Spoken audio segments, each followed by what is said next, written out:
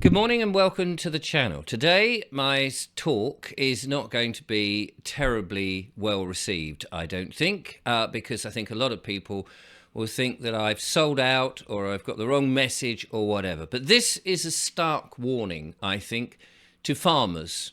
And I support farmers, but I think farmers are making a wrong decision and they don't realise the power that they actually have.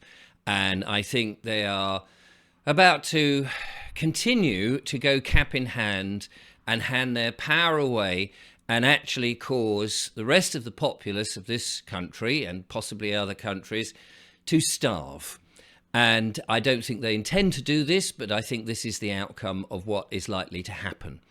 So this is just an opinion, and you can, of course, disregard this opinion. And if you're a farmer watching this, you may think, well, you're not a farmer, Richard. What have you got to add to any of this? Why should we listen to you? And of course, you don't have to at all.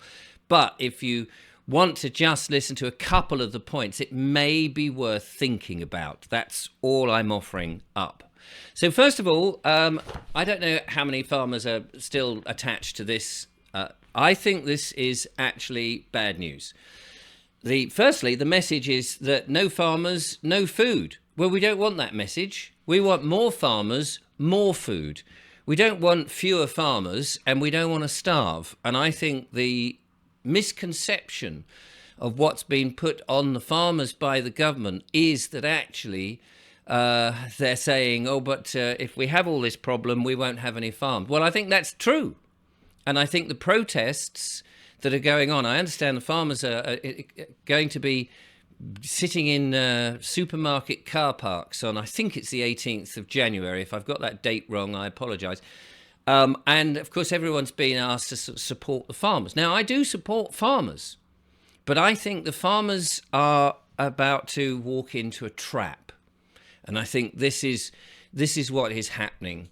I think the government have purposely poked farmers with the inheritance tax, with everything else that they're doing. They're making all these sort of weird noises. And I think farmers naturally are reacting to this in a predicted fashion that the government and the globalists want, so that they can shut farmers down and get them off the land. And that is what the globalists want. Now, I want to go back to the 1940s for a second, because there's a couple of interesting things that happened in the 1940s. One is a gentleman, a farmer in Wiltshire called A.G. Street.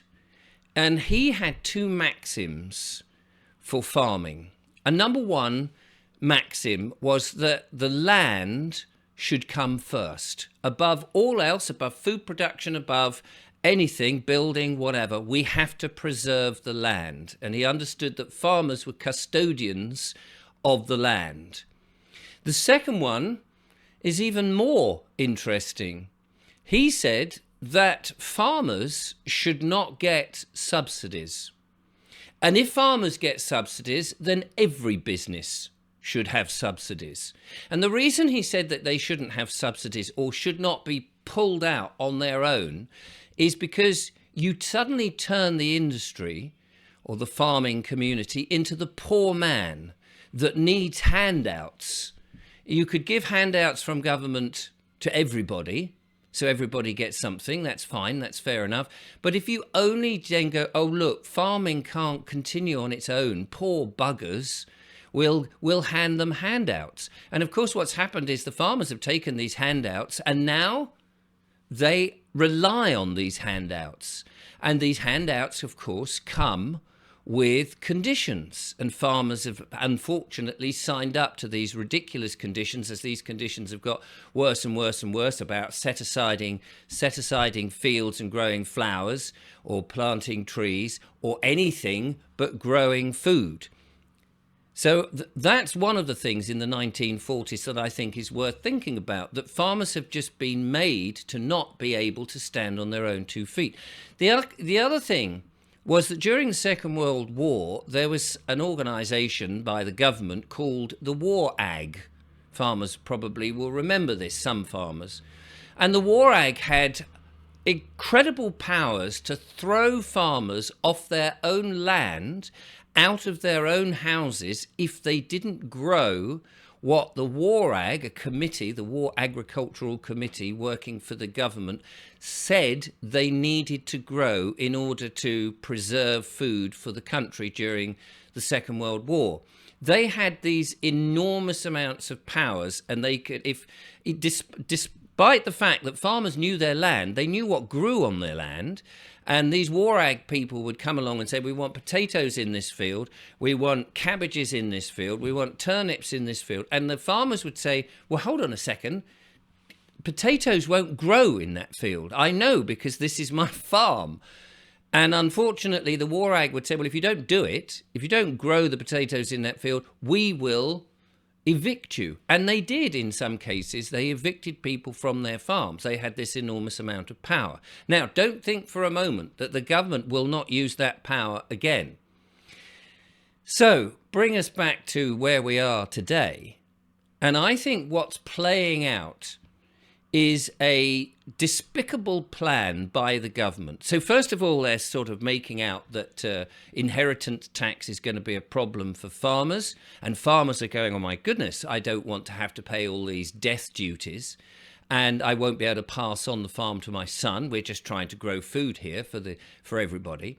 They've got these contracts, these ridiculous contracts with supermarkets, who of course we know the supermarkets are pushing farmers down to the breadline so that they're actually producing stuff with no profit and not being able to actually make ends meet. And we know also, and whether farmers acknowledge this or not, that the weather manipulation is going on. They're spraying the skies, they're changing the weather, they're blocking out the sun, so that it makes it much harder for farmers to grow stuff. And farmers are up against the wall. Now, what farmers don't realise is that they have the power. And if only they got themselves organised not to protest and to go cap in hand and continually say to the government, but you have the power, be nice to us. No, you don't need to do this. You already have the power. Number one, you have the land. And this is what they want. The government want the land so that they can grow the synthetic crap to feed the populace with substantial food that is actually going to be very detrimental for people of this land. They want to get rid of farming altogether, and we can see that the dairy and the beef industry, the meat industry is under huge attack. The poultry industry is massively under attack. You've all had to register your birds, and now very soon they're going to be declaring, oh no, bird flu, and so suddenly they'll be culled. And of course we've seen how the PCR tests are testing for TB at an alarming rate, so suddenly you can't use your beef cattle, and dairy is all being affected. And all of this is lies. All of this is to decimate or obliterate the whole farming industry. So number one, you've got the land, and they want that. Secondly, farmers know how to grow food. Unfortunately, they've been conned to grow commodities for mostly the supermarkets and the processors.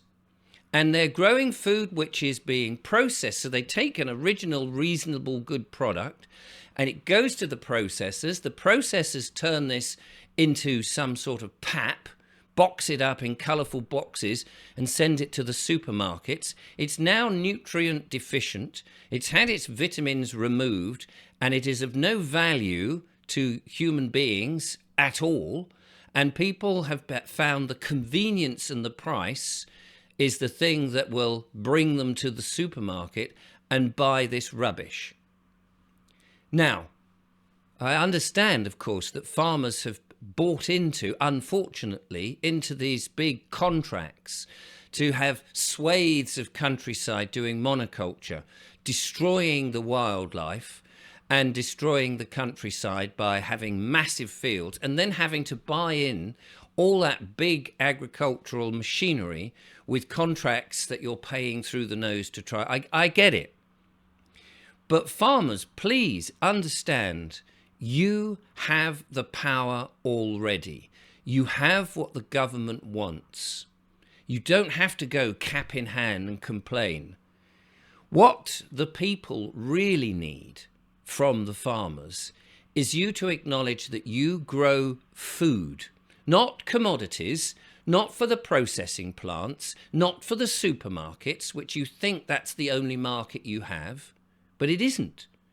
You grow food for real people, and real people want real, nutrient full, vitamin full, 100% genuine food. And that's what we need. Now, many smaller farmers are finding outlets, little farm shops, and selling from the farm gate. People are slowly coming round to the fact that they need healthy food. We need the farmers to stand firm, ignore the government rhetoric, understand that you are sovereign individuals and you are important.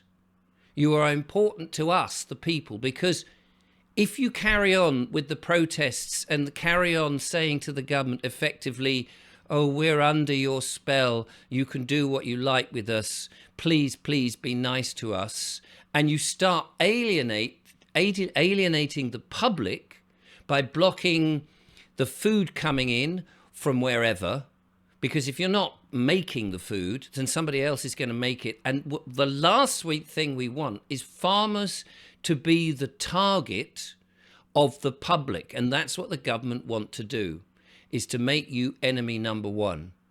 And you're not. You are our saviors. You have the power. You have the land. You have the ability to grow food.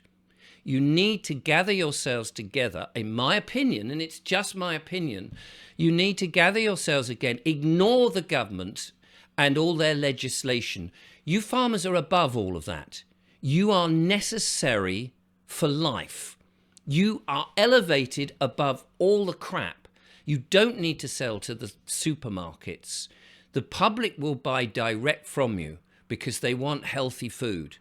You need to get, instead of wasting this energy elsewhere, you need to gather yourselves, meet together in a field in the middle of nowhere. Doesn't matter. Bring all your tractors together and realize that you have the power and that you're not going to acquiesce to the government's stupid legislation and their inheritance tax. You don't need to.